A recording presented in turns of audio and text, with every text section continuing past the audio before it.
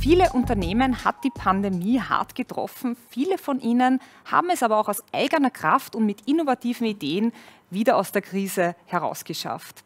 Herzlich willkommen bei Neustart für den Mittelstand mit Ideen raus aus der Krise. Wir sprechen mit NEOS-Abgeordneten Gerald Loacker und Unternehmerinnen und Unternehmern über Wege aus der Krise und darüber, welche Wünsche Unternehmen an die Politik haben. Heute geht es um den Pop-up-Tiefkühlmarkt Tip-Top Frozen. Der ist in der Pandemie entstanden, weil dem Wiener Catering-Unternehmen Tip-Top Table schlicht der Umsatz wegbrach. Bei Tip-Top Frozen kann man nun das Essen tiefgefroren online bestellen und bald auch in 24-Stunden-Automaten direkt kaufen. Ich darf hier bei mir begrüßen Margit Köffler von Tip-Top Frozen. Herzlich willkommen. Grüß Gott, hallo. Und herzlich willkommen, Gerald Loacker. Schön, dass Sie alle hier sind. Schönen Tag. Margit Köffler, Sie haben ja Ihr erstes Unternehmen bereits vor 25 Jahren gegründet. Was hat sich denn seither beim Gründen verändert, vor allem vielleicht auch im Hinblick auf Finanzierungen und Behördenwege?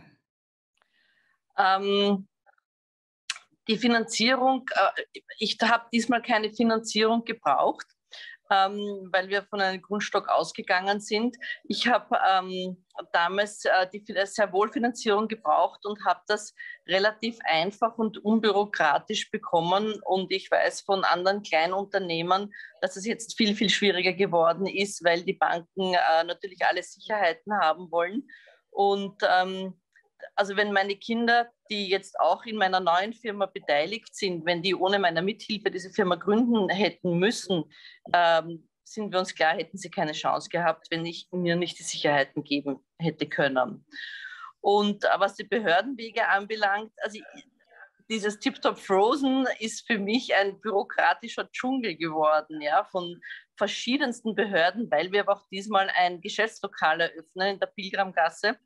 Und dort ist Schutzzone. Dann wollen die MA19 diese Pläne haben. Dann die Baubewilligungen, dann das Marktamt. Es sind so viele Kleinigkeiten, dass ich eigentlich mit dem beschäftigt bin und mich nicht um das kümmern kann, was ich möchte, eben ein neues Geschäftslokal aufmachen und ein neues Geschäftszweig gründen und größer werden und Arbeitsplätze schaffen.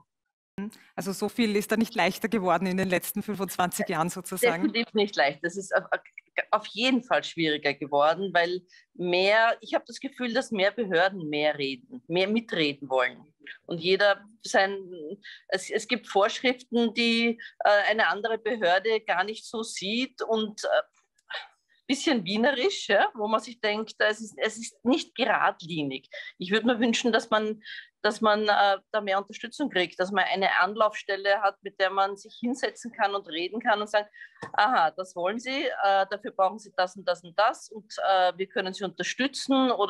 Es ist ja vielmals nicht ein ganz geradliniger Gesetzesweg, sondern ich habe so das Gefühl, es ist ein bisschen Auslegungssache, ja. Also wenn ein Ablaufdatum und eine Haltbarkeit im Blickfeld sein muss, dann was ist Blickfeld? Ja? Sind das 15 oder 20 Zentimeter? Ja, das stimmt absolut. Herr Loacker, die NEOS, die unterstützen Unternehmerinnen und Unternehmer ja mit der Initiative Neustart Österreich. Was können sich Unternehmerinnen und Unternehmer denn da erwarten und wie kann man denn mutige Unternehmerinnen noch besser unterstützen in Österreich? Ja, Neustart richtet sich nach vorne. Und das ist natürlich ein breites Feld an Arbeitsthemen. Da geht es um die Besteuerung, da geht es um die Bürokratie, da geht es um die Frage, wie bekomme ich Arbeitskräfte, was brauche ich, um Lehrlinge auszubilden. Und wir wollen aufzeigen, wo die Politik den Unternehmen Steine aus dem Weg räumen kann und den Weg freimachen, eben für diesen unternehmerischen Neustart. Was sind da ganz konkret für Initiativen geplant? Also wir haben zum Beispiel eine Neustart Joboffensive Arbeit vorgeschlagen. Wir haben viele Menschen, die sind in Langzeitarbeitslosenmodell, diese Menschen wieder in Arbeitsplätze bringen.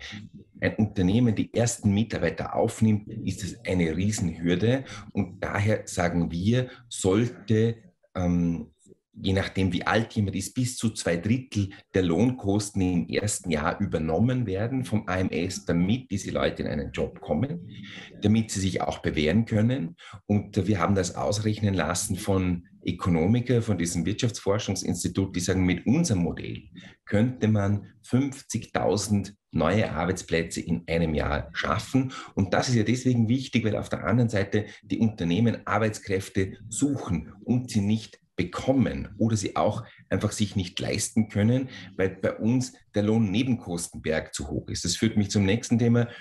Die Mitarbeiter kosten zu viel und verdienen zu wenig. Und wir müssen da einfach ausholzen bei den Steuern, zum Beispiel die kalte Progression abschaffen, damit den Mitarbeitern am Ende mehr bleibt. Mhm. Frau Köffler, die Corona-Krise, die ist ja noch nicht vorbei. Was wünschen denn Sie sich von der Politik? Wie kann man denn Unternehmerinnen wie Sie noch besser unterstützen? Ich würde mir wünschen, wie der Herr Lorca gesagt hat, also absolute Senkung der Lohnnebenkosten und auch eine Starthilfe. Ja? Also gerade bei Frozen, also nach meinen Stunden fragt ja keiner, was ja meistens ist bei den KMUs, dass der Unternehmer einfach gefordert wird, dass er unendlich viel arbeitet.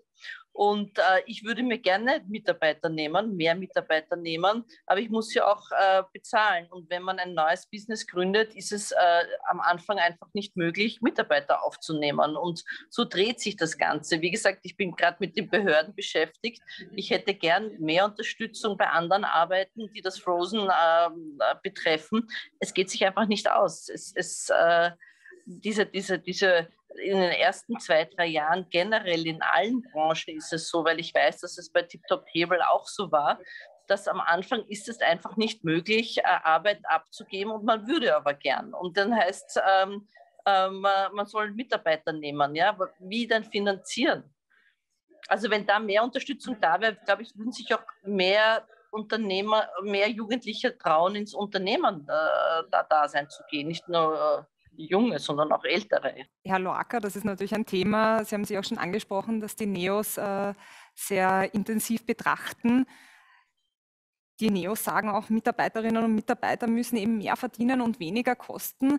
Können Sie darauf noch mal ganz konkret eingehen? Was bedeutet das? Ja, schauen Sie, wenn heute der Lohn bezahlt wird, dann geht auf der Arbeitgeberseite Geld beispielsweise in die Wirtschaftskammer. Man wird nicht gefragt, ob man Mitglied sein will oder nicht.